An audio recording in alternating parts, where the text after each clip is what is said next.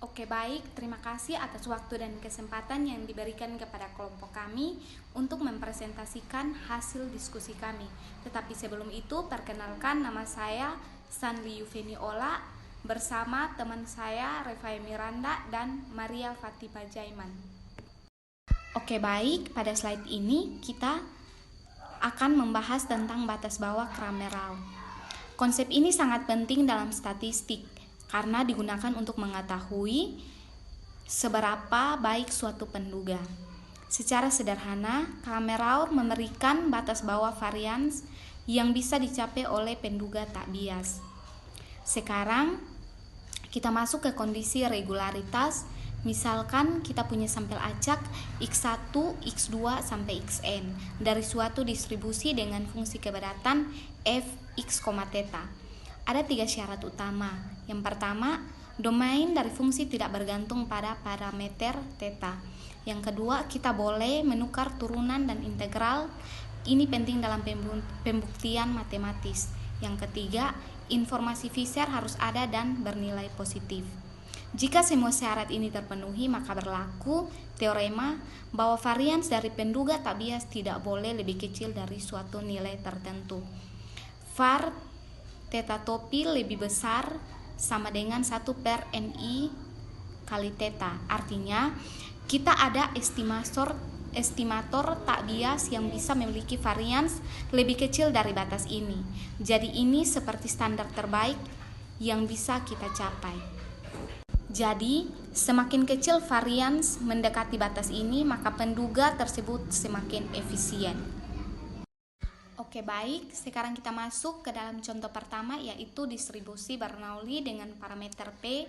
Misalnya kita punya data biner yaitu hanya 0 dan 1.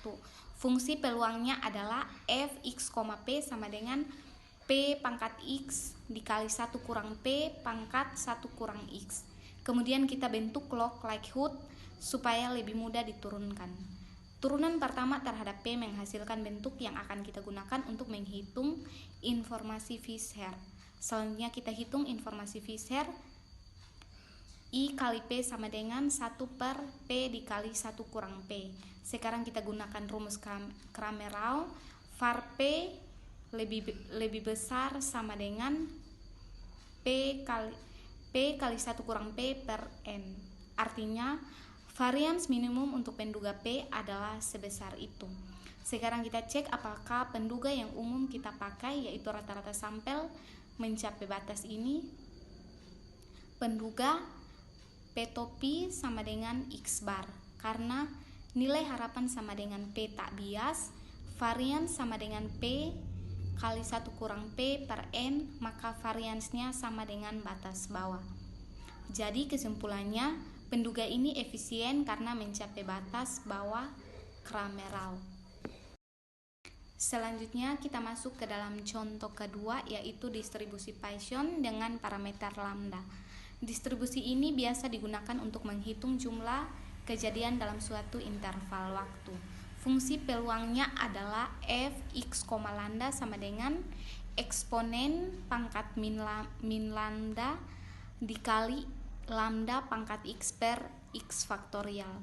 Kita bentuk log likelihood lalu turunkan terhadap lambda. Hasil turunan ini digunakan untuk menghitung informasi Fisher. Jadi I dikali lambda sama dengan 1 per lambda. Sekarang kita cari batas bawah Kramerau. Var lambda topi lebih besar sama dengan lambda per N. Sekarang kita cek penduga yang digunakan, yaitu rata-rata sampel. Lambda topi sama dengan X bar. Karena nilai harapan sama dengan X sama dengan lambda tak bias, varian sama dengan lambda per N, maka lagi-lagi variannya sama dengan batas bawah. Jadi penduga rata-rata sampel juga efisien untuk distribusi Poisson. Oke baik, selanjutnya penafsiran tak bias bervariasi minimum. Definisi, sebuah penafsiran Y sama dengan U, di mana U itu X1, X2 sampai Xn, disebut penafsiran tak bias bervariasi minimum dari theta jika ekspektasi Y sama dengan theta.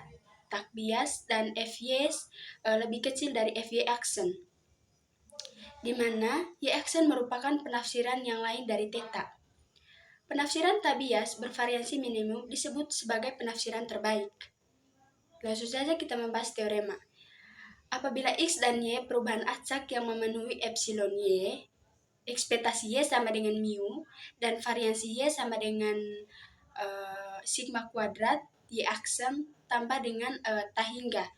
Andaikan Px sama dengan ekspektasi Y per ekspektasi Y X sama dengan X, maka Px sama dengan mu dan variansi Px itu lebih kecil dari sigma Y.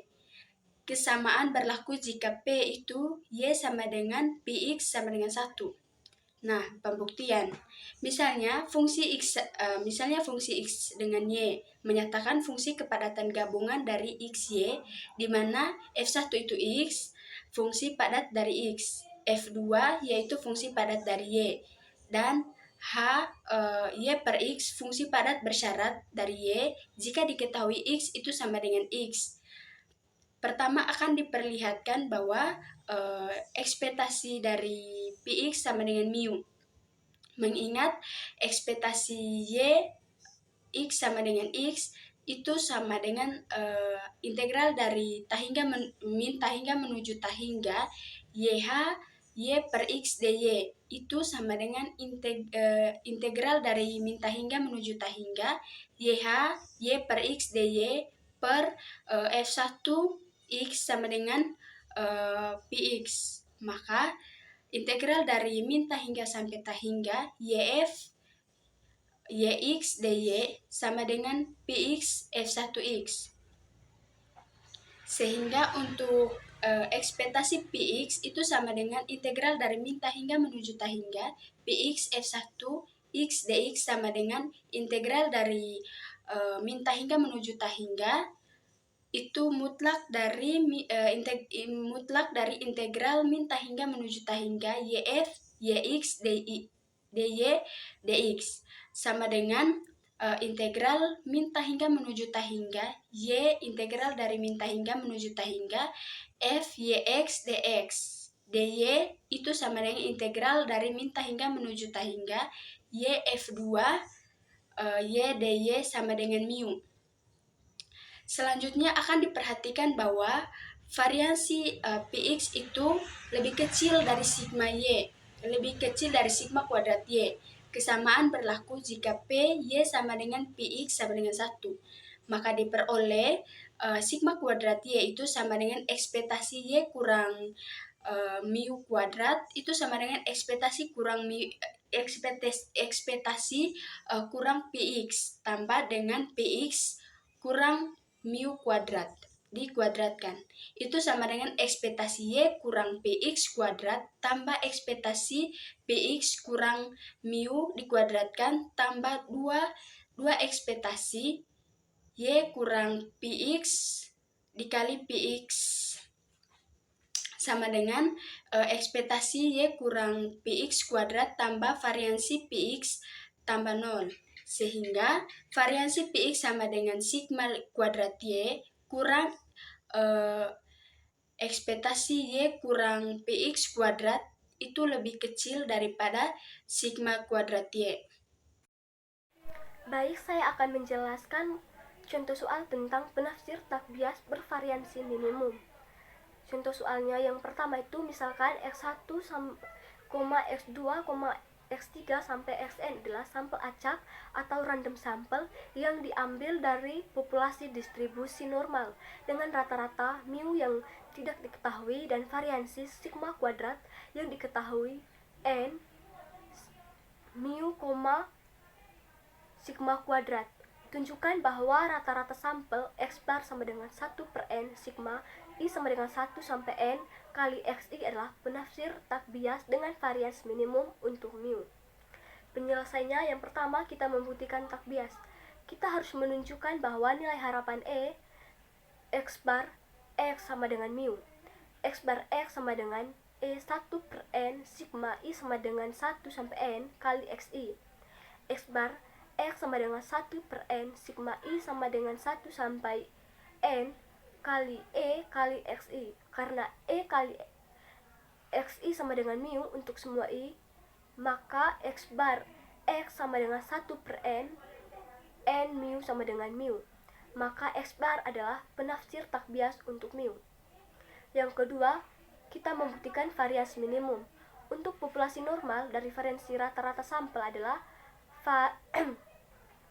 varians X sama dengan varians 1 per N sigma I sama dengan 1 sampai N XI sama dengan 1 per N kuadrat sigma I sama dengan 1 sampai N variansi XI. X bar sama dengan variansi X bar dengan 1 per N kuadrat N sigma kuadrat sama dengan sigma kuadrat per N. Berdasarkan Kramer-Rao-Brown, varians minimum untuk penafsir tak bias mu pada populasi normal adalah sigma kuadrat per N karena varians X bar sama dengan mu kuadrat sigma kuadrat per N, maka X bar mencapai batas tersebut. Kesimpulannya, rata-rata sampel X bar adalah UMVUE untuk mu.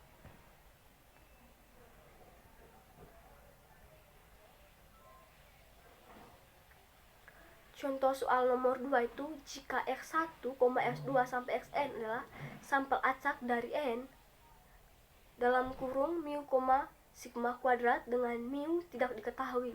Tunjukkan bahwa varian sampel koreksi X kuadrat sama dengan 1 per N kurang 1, sigma I sama dengan 1 sampai N. XI kurang X bar kuadrat adalah penafsir tak bias untuk sigma kuadrat.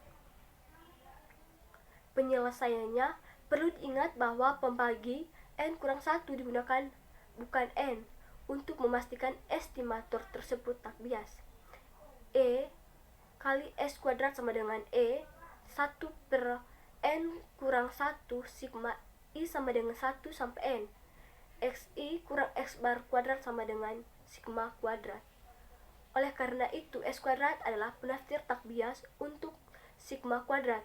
Varians dari S kuadrat adalah yang terkecil di antara estimator tak bias lainnya, menjadikan UMFUE adalah untuk varians populasi dalam distribusi normal. Oke, baik, selanjutnya kita akan membahas yang ketiga, yaitu konsistensi. Sifat kebaikan penduga sehubung dengan ukuran sampel. Idealnya, semakin ukuran sampel nilai penduga akan semakin mendekati nilai parameter. Nah, jika N menuju T hingga, penduga akan dengan parameter, maka diperoleh penduga yang konsisten. Definisi, theta N penduga konsisten bagi theta jika untuk bilangan positif epsilon berlaku. Misalnya, limit N itu menuju T hingga untuk fungsi P untuk fungsi dari mutlak theta N kurang theta, maka itu lebih kecil sama dengan epsilon, itu sama dengan 1. Yang ekuivalennya itu dengan limit N menuju T hingga P mutlak dari N theta kurang theta lebih besar epsilon sama dengan 0. Untuk theta N itu penduga dari sampel berukuran N. Nah, selanjutnya teorema. Teorema dari theta N itu penduga tak bias bagi theta adalah penduga konsisten apabila limit dari N menuju T hingga tadi itu variasi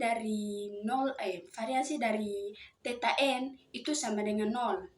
Hal ini berarti bahwa penduga semakin akurat ketika N bertambah. Teorema tersebut akan dibuktikan menggunakan teorema Chebyshev. Selanjutnya contoh soal. Contoh soal dari konsistensi mean sampel X bar. Misalnya kita punya X1, X2 sampai ke Xn. Ini adalah sampel acak dari IID dari distribusi dengan mean mu dan varians sigma kuadrat. Itu lebih kecil dari T hingga. Tunjukkan bahwa sampel itu mean. X bar N itu sama dengan 1 per N, sigma dari I sama dengan 1 sampai N XI adalah estimator konsisten untuk mu. Nah, penyelesaiannya teman-teman bisa lihat di slide.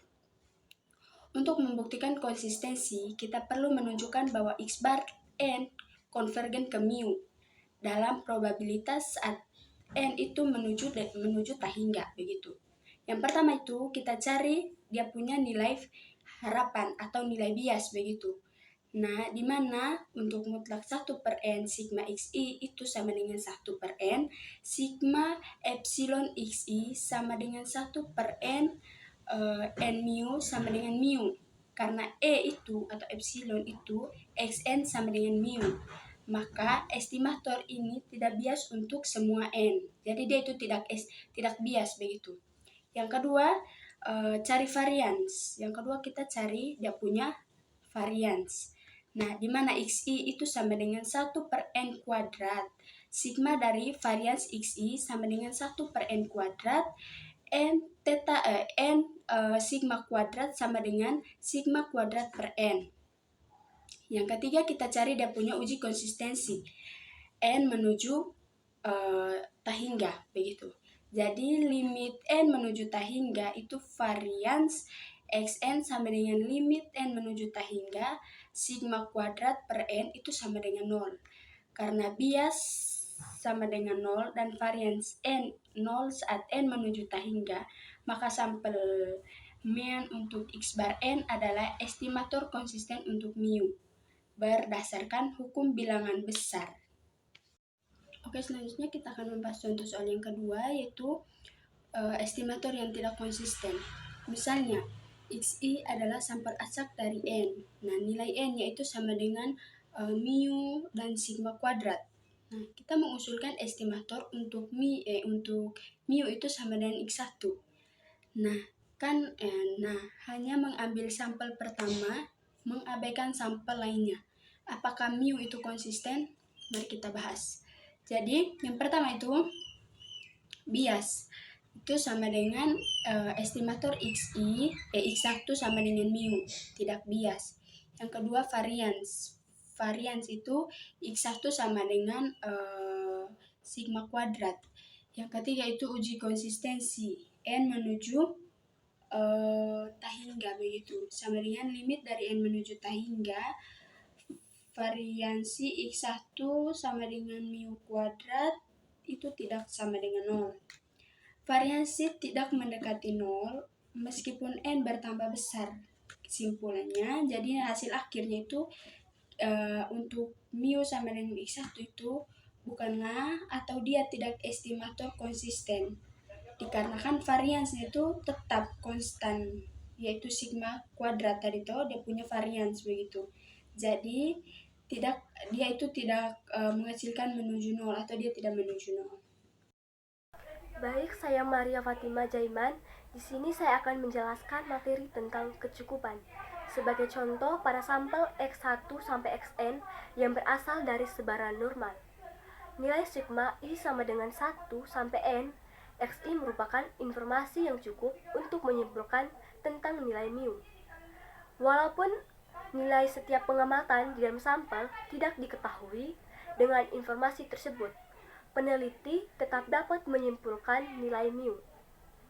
Teoremanya faktorisasi atau Fisher-Neyman faktorisasi teorema. Ini adalah teorema utama untuk menentukan kecukupan. Pernyataan teorema statistik atau dilambangkan dengan T besar X adalah statistik cukup untuk parameter himpunan kosong jika dan hanya jika fungsi peluang gabung dapat difaktorkan sebagai f dalam kurung x1, x2, xn1 theta sama dengan g t besar x, theta h dalam kurung x1, x2 sampai xn. Keterangannya, yang pertama, G, T besar X, theta itu fungsi yang tergantung pada Tx dan theta. Yang kedua, Hx, yaitu fungsi yang tidak tergantung pada 0.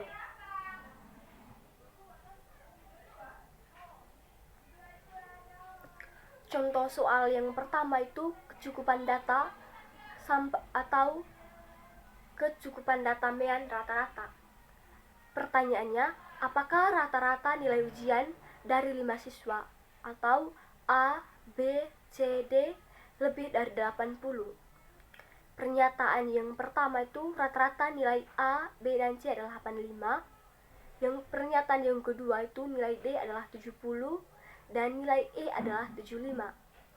Analisisnya itu pernyataan yang pertama saja itu tidak cukup karena tidak diketahui nilai D dan E. Pernyataan yang kedua saja itu tidak cukup karena tidak diketahui nilai A, B, dan C. Pernyataan 1 dan 2 itu bersama-sama cukup karena kita bisa menghitung. Total nilai itu caranya itu sama dengan 3 dikali 85 tambah 70 tambah 75 lalu membaginya dengan untuk menentukan rata-rata. Dan hasilnya itu adalah 136. Jawaban kedua pernyataan itu sama-sama cukup, tetapi satu pernyataan saja tidak cukup.